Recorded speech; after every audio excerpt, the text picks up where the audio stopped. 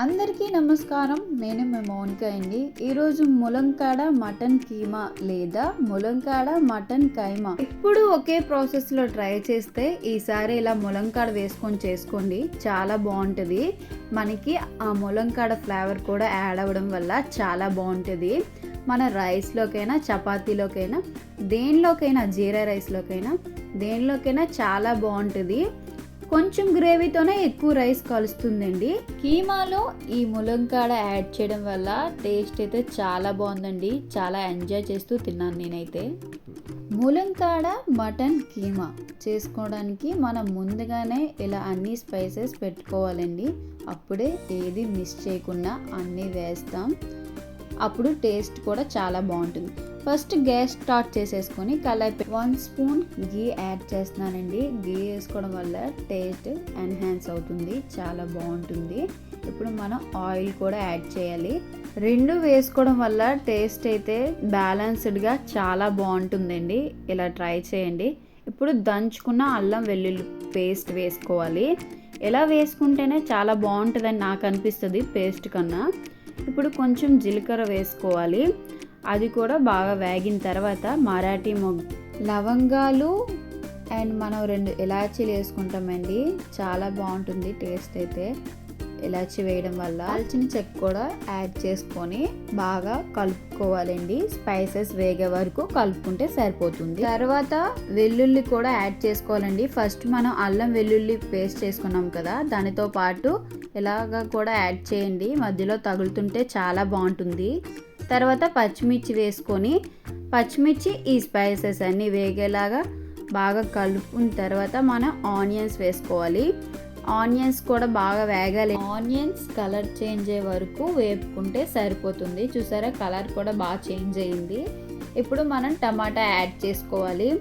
ఈ 2 బాగా కుక్ అవ్వడానికి, గ్రేవీ మంచిగా రావాలంటే ఈ 2 బాగా కుక్ అవ్వాలండి. కొంచెం సాల్ట్ వేసుకొని కొంచెం సేపు వేగనిస్తే సరిపోతుంది.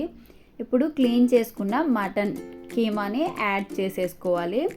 ఇప్పుడు మొత్తం కింద నుంచి కలుపుకోవాలండి. ఆనియన్స్కి ఈ మటన్ మొత్తం కలిసేలా కలుపుకుంటే చాలా బాగుంటుంది. మటన్ కీమా ఉడకడానికి చాలా టైం పడుతుందని చాలామంది ప్రెషర్ కుక్కర్స్ యూస్ చేస్తారు కదా, అలా ఏం యూస్ చేయాల్సిన అవసరం లేదండి.